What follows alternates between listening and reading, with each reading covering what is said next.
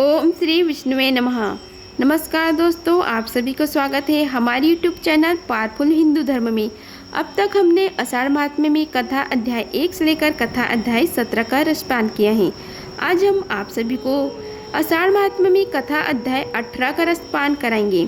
आज की कथा में हम आप सभी को गुरुवार व्रत की कथा और उनकी पूजा विधि के बारे में आप सभी को बताएंगे।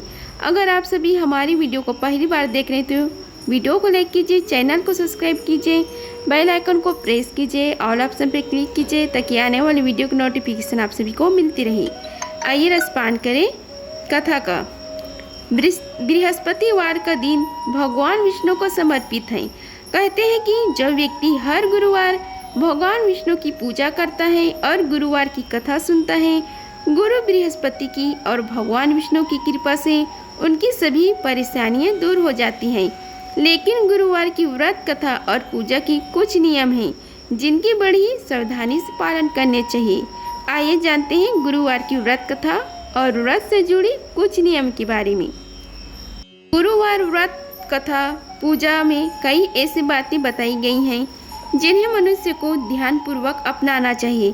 कहते हैं जो व्यक्ति श्रद्धा भाव से गुरुवार को भगवान श्री हरि विष्णु की पूजा करता है और गुरुवार व्रत की कथा कहता है और सुनता है, उसकी गरीबी और कष्ट को भगवान श्री हरि विष्णु दूर कर देते हैं।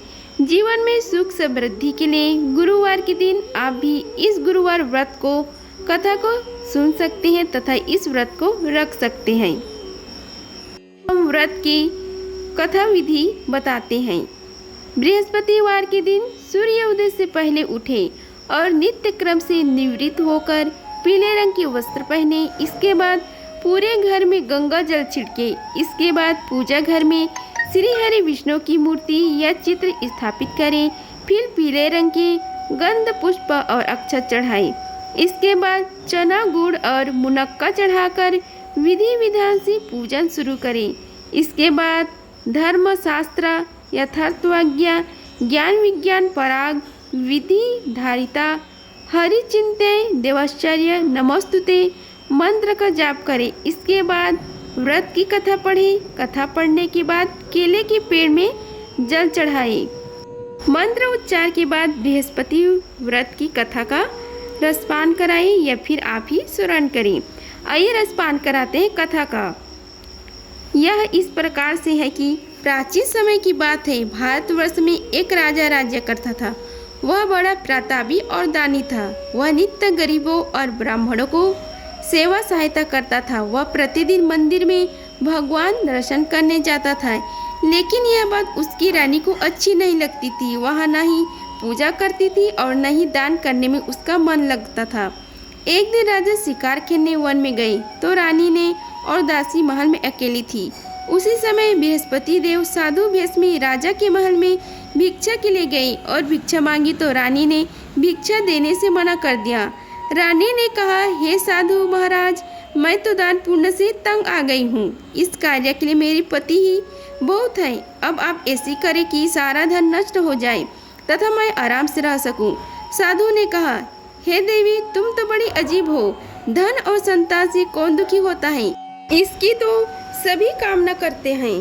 पापी भी पुत्र और धन की इच्छा रखते हैं। अगर तुम्हारे पास अधिक धन है तो तुम भूखे मनुष्यों को भोजन कराओ, प्याव लगवाओ, ब्राह्मण को दान दो, कुआं तालाब बावड़ी बाग बगीचे आदि का निर्माण कराओ, मंदिर पाठशाला धर्मशाला बनवाकर दान दो, निर्धनों की कुंवारी कन्याओं को विवाह कराओ, साथ ही यज्ञ आदि कर्म करो, अपने धन को शुभ कार्यों में खर्च करो।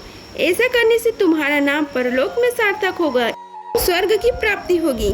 लेकिन रानी पर उपदेश का कोई प्रभाव न पड़ा। वह बोली, हे महाराज, मुझे ऐसे धन की आवश्यकता नहीं जिसको मैं अन्य लोगों को दान दूं, जिसको रखने और संभालने में ही मेरा सारा समय नष्ट हो जाए।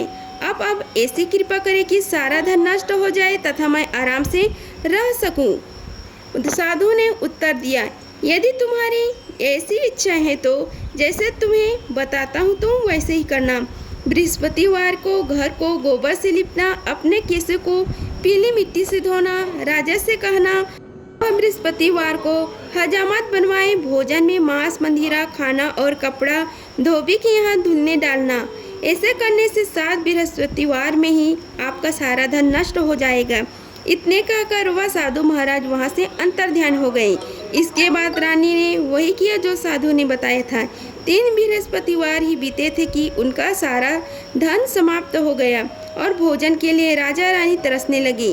तब एक दिन राजा ने रानी से कहा कि तुम यहाँ पर रहो, मैं दूसरे देश चाकरी के लिए चला जाऊँ, क्योंकि यहाँ पर मुझे सभी मनुष्य जानते हैं, इसलिए कोई कार्य नहीं कर सकता। देश चोरी परदेश भीख बराबर है। ऐसे कहकर राजा प्रदेश चला गए। वह जंगल को जाता और लकड़ी काट कर लाता और शहर में बेचता। इस तरह जीवन व्यतीत करने लगा। इधर राजा के बिना रानी और दासी दुखी रहने लगी। किसी दिन भोजन मिलता और किसी दिन जल पीकर रह जाती। एक समय जब रानी और दासियों को 7 दिन बिना भोजन के रहना पड़ा तो रानी ने अपनी दासी से कहा, हे दासी, पास की नगर में मेरी बहन रहती है, वहाँ बड़ी धनवान है, तू उसके पास जा और पास से शेर बेझर मांग कर ले आ, ताकि कुछ समय के लिए थोड़ा बहुत गुजर बसर हो जाए। दासी रानी की बहन के पास गई। उसी दिन बृहस्पतिवार था। रानी का बहन उस समय बृहस्पतिवार की कथा सुन रही थी। दासी ने रानी की बहन को अपनी रानी का संदेश दिया, लेकिन रानी की बहन ने कोई उत्तर नहीं दिया। जब दासी को रानी की बहन से कोई उत्तर नहीं मिला तो वह बहुत दुखी हुई। उसे क्रोध भी आया। दासी ने वापस आकर रानी को सारी बात बता दी, जिसे सुनकर रानी ने कहा कि दासी, इसमें उसका कोई दोष नहीं। जब बुरे दिन आते हैं तब कोई सहारा अच्छे बुरे का पता नहीं चलता। विपत्ति में ही लगता है कि जो ईश्वर की इच्छा होगी वही होगा। यह सब हमारे भाग्य का दोष है। यह सब कहकर रानी ने अपने भाग्य को कोसा। उधर रानी की बहन ने सोचा कि मेरी बहन की दासी आई थी, लेकिन मैं उससे नहीं बोली, इससे वह बहुत दुखी हुई। कथा सुनकर और पूजन समाप्त कर वह अपनी बहन के घर आई और कहने लगी कि हे बहन, मैं बृहस्पतिवार का व्रत कर रही थी, तुम्हारी दासी गई, लेकिन जब तक कथा होती तब तक न उठते हैं और न बोलते हैं, इसलिए मैं नहीं बोली। कहो दासी क्यों गई थी? रानी बोली, हे बहन, हमारे घर अनाज नहीं था। ऐसे कहते कहते रानी की आंखें भर आई। उसने दासी समेत 7 दिन तक भूखा रहने की बात भी अपनी बहन को बता दी। इसलिए मैंने दासी को तुम्हारे पास से बेझा लेने के लिए भेजा था। रानी की बहन बोली, बहन देखो, बृहस्पति देव सबकी मनोकामना पूर्ण करते हैं। देखो, शायद तुम्हारे घर में अनाज रखा होगा। पहले तो रानी को विश्वास नहीं हुआ, परंतु बहन के आग्रह करने पर उसने दासी को अंदर भेजा। दासी घर के अंदर गई तो वहाँ पर उसे एक घड़ा बेझर से भरा मिल गया। उसे बड़ी हैरानी हुई। उसने बाहर आकर रानी को बताया। दासी रानी से कहने लगा कि हे रानी, जब हमको भोजन नहीं मिलता तो हम व्रत ही तो करते हैं, इसलिए क्यों ना इस व्रत और कथा की विधि पूछ ली जाए, हम भी व्रत किया करेंगे। दासी के कहने पर रानी ने अपनी बहन से बृहस्पति व्रत के बारे में पूछा।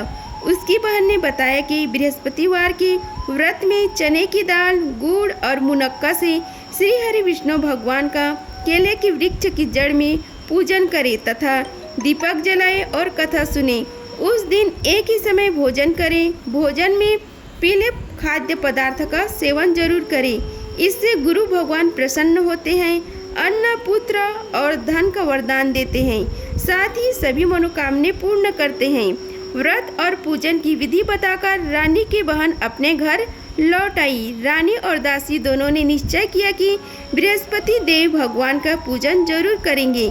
7 रोज बाद जब बृहस्पतिवार आया तो उन्होंने व्रत रखा। गुड़ साल में जाकर चना और गुड़ बीन लाई तथा उसकी दाल से केले की जड़ तथा विष्णु भगवान का पूजन किया।